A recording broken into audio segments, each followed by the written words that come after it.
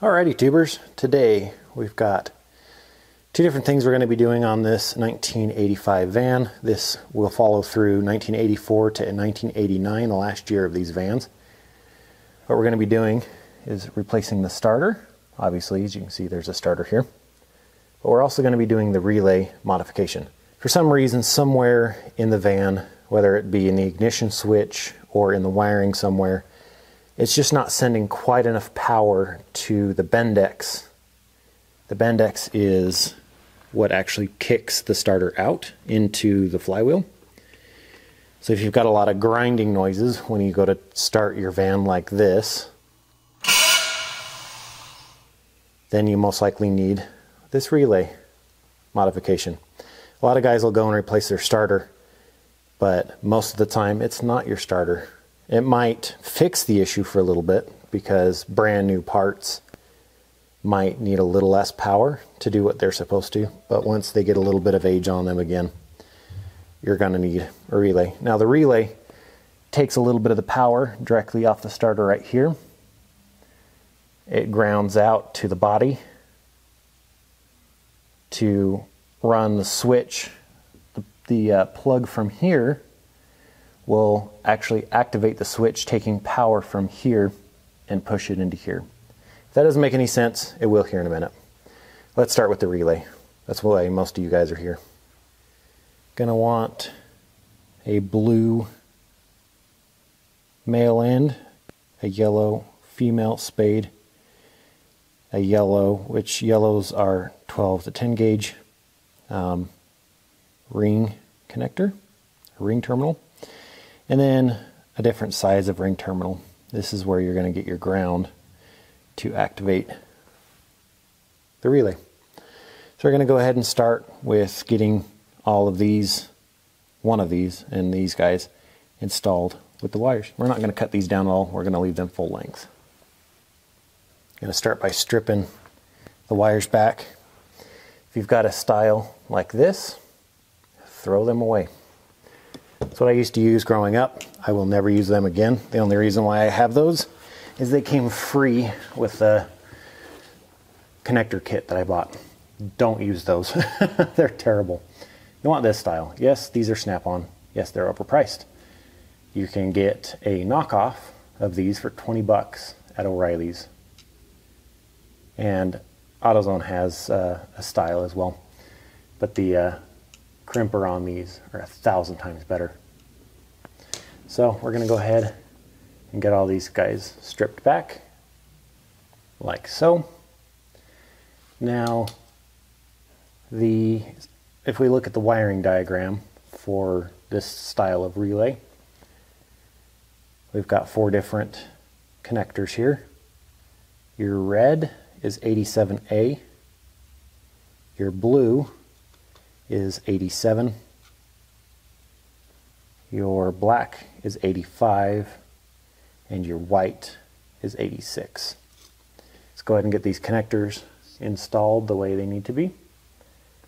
And then let's also put some shrink tubing in place over these other guys. This guy is weatherproof, which will be really nice.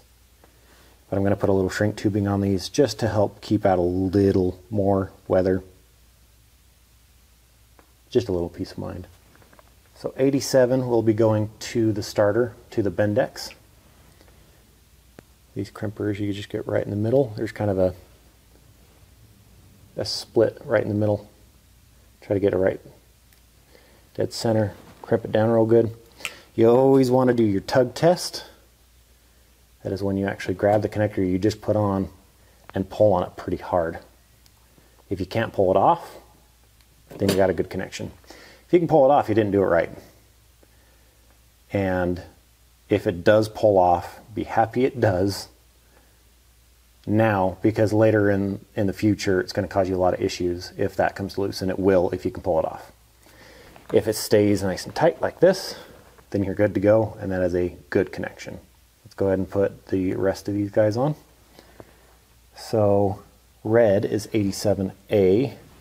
That's where the spade connector will go. Or sorry, not the spade, the ring connector.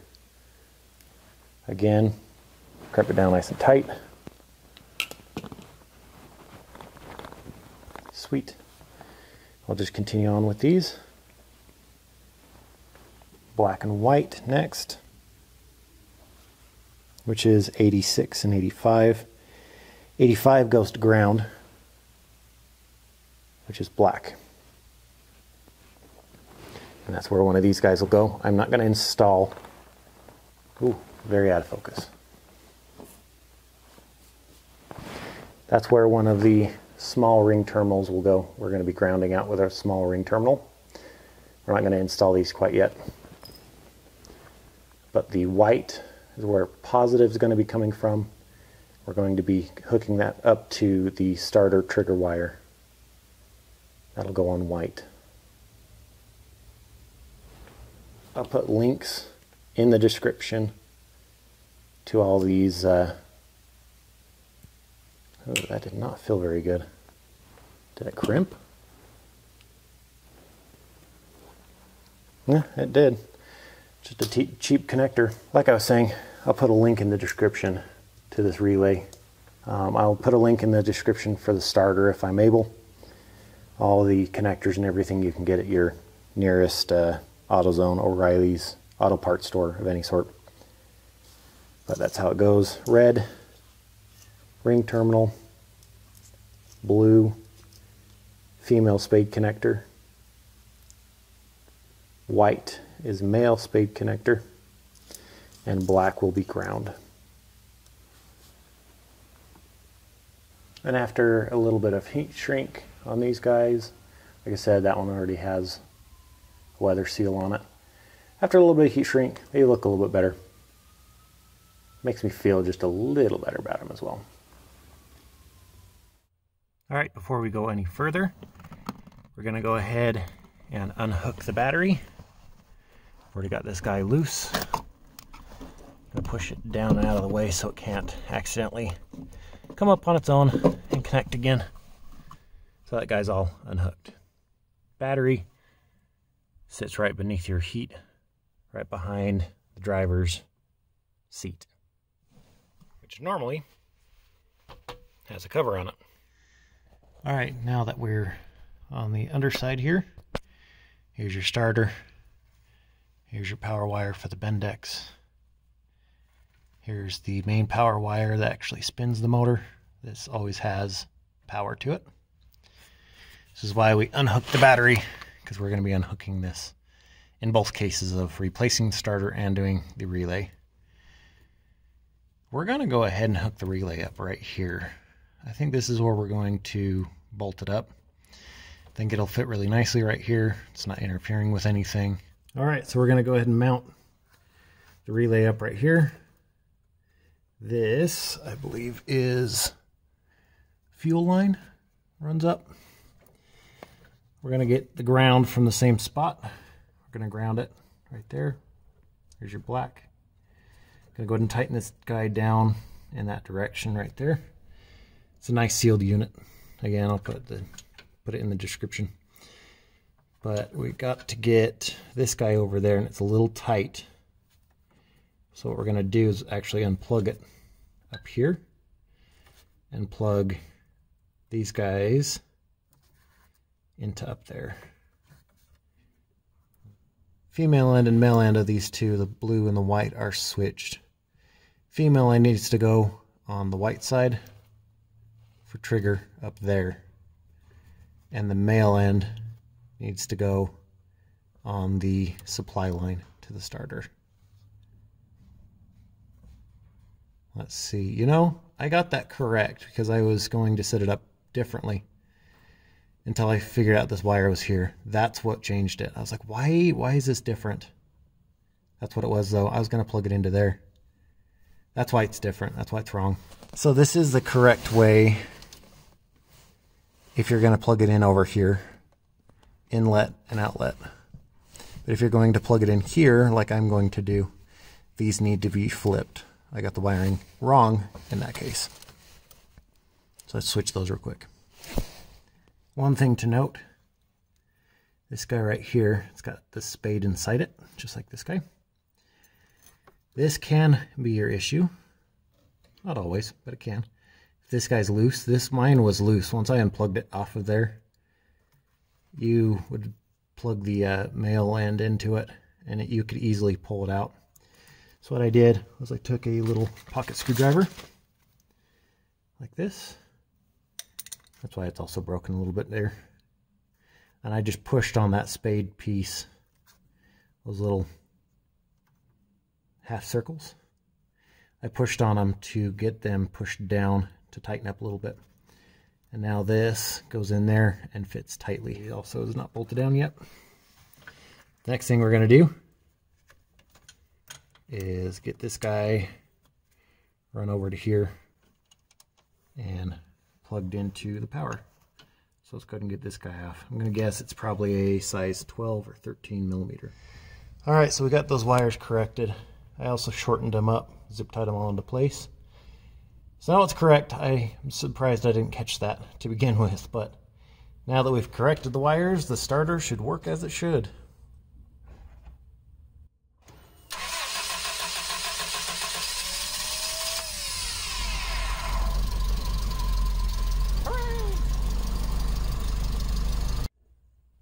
Alrighty, so let's get on to replacing the starter. Size 14 millimeter. There's going to be this guy here, that guy up there. It's not that one. It's the one back there. So we're going to remove these two guys. You need to remove the power cable. That guy there, and then your trigger wire.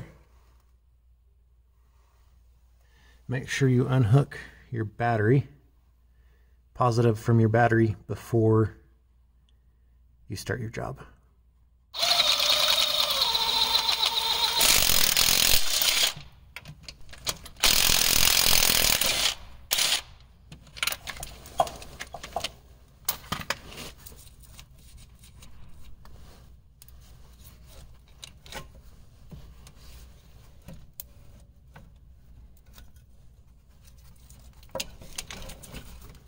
And just like that, the old starter is out. These starters are very simple to replace. Now, when we put this back in,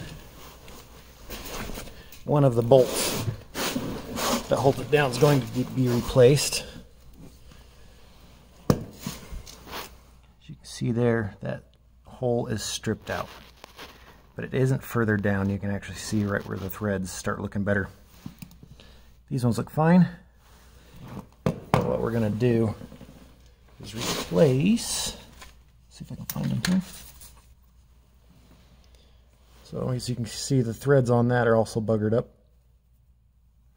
And I'm going to be replacing it with a flange style bolt.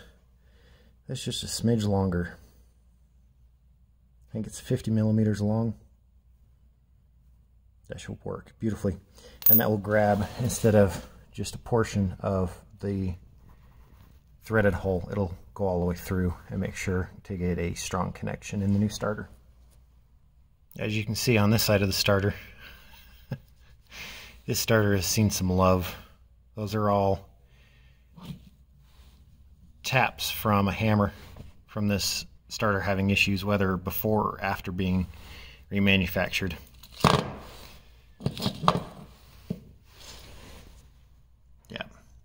Remanufactured in USA, you don't see that anymore. Alright, so we're going to be replacing this guy with this guy. It is also a remanufactured starter.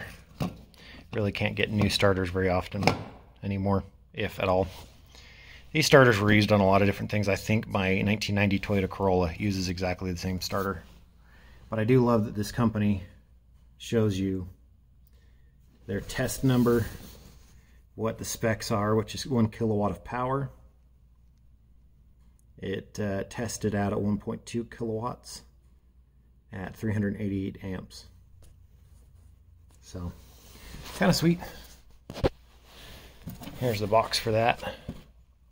I got it off Rock Auto. You'll see it under the name BBB Industries. There's a part number. So to prep, what we're going to do is take this cable and get that all cleaned up. Doesn't look terribly bad. I don't know why there's duct tape on it. Take that off.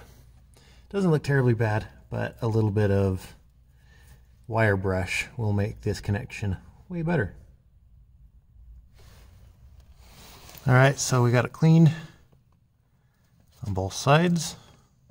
Sorry for the shaky camera there.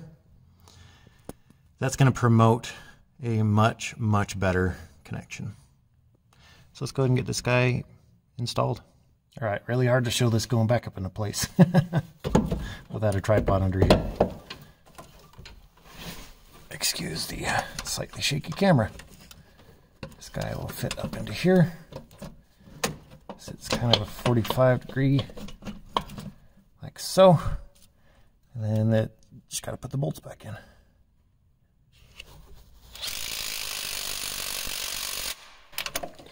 Tighten it down nice and tight. Got the top one already. Golly, didn't get that out. And that's that new flanged bolt that I was talking about. It doesn't even come out the back side. So it doesn't grab all of them, but it definitely grabs a lot more than it used to. It used to barely grab any of them, and it was stripped out. So if you have that issue, go with 50mm or 60mm long bolts. I'll put a picture up on the screen if I haven't already. And again, one thing to keep in mind, it is battery power first. So power directly from the batteries first. Then it'll be relay power next, and then lock washer nut. Just like so. Battery power first to make sure the starter's getting all the power. The relay on the back side, it's going to get plenty of power there. Got the thing zip tied up into place. There's still enough slack in that, it's not pulling on it hard. Got to make sure this little rubber seal is pushed up inside as well. Got a good ground there. We're all finished, guys. That's how you install a new starter on one of these vans, and how to install the relay. The only thing left to do... Alright, let's try that one more time. That has a way better... That turns over a lot faster too. I think that's probably the new starter. But wow, that no, that cranks really fast, and it engages fully every time. Well, if I have any issues, I will put an updated video down in the description. Take a look there. And I don't foresee me having any issues with it. Hope you guys enjoyed. Have a good one. See ya.